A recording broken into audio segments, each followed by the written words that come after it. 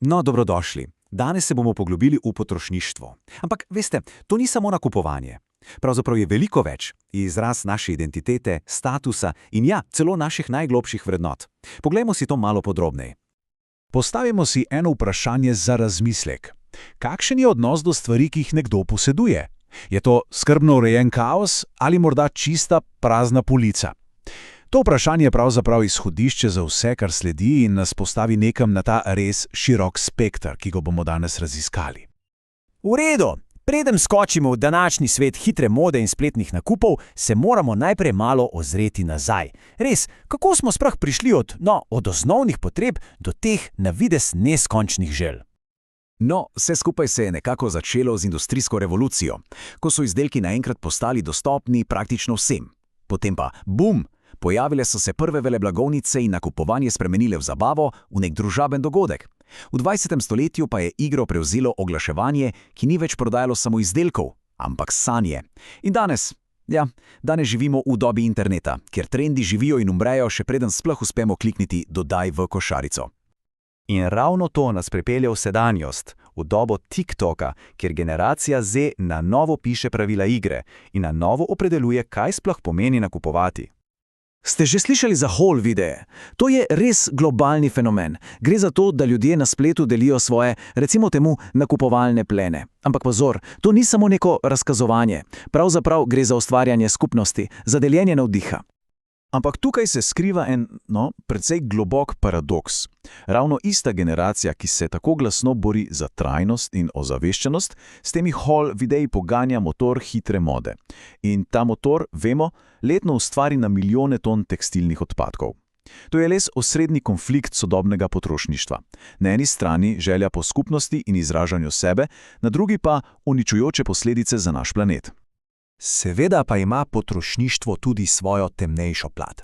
Zdaj pa poglejmo v tiste skrajne robove. Tja, kjer strast že meji na izkoriščanje.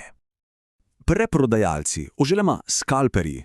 Ja, to so tisti posamezniki, ki pokupijo celotne omejene zaloge najbolj vročih izdelkov. Govorimo vsem, od vstopnic za koncerte do superk, in jih potem prodajajo po, vrtoglavih cenah.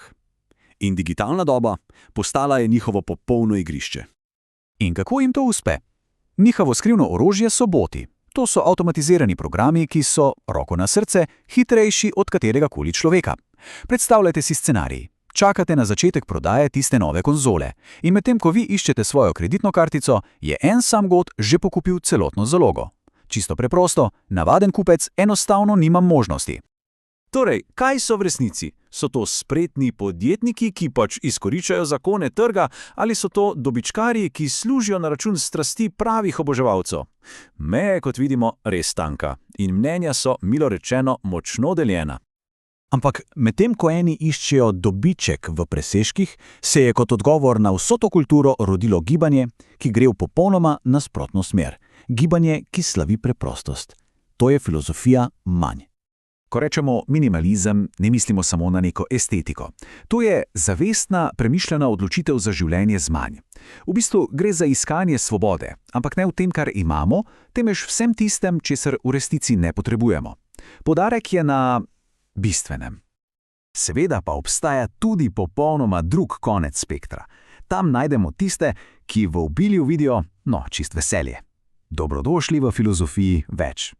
Torej, če poenostavimo, minimalist išče mir v praznem prostoru, maksimalist pa najde veselje v polnosti, v barvah, v teksturah.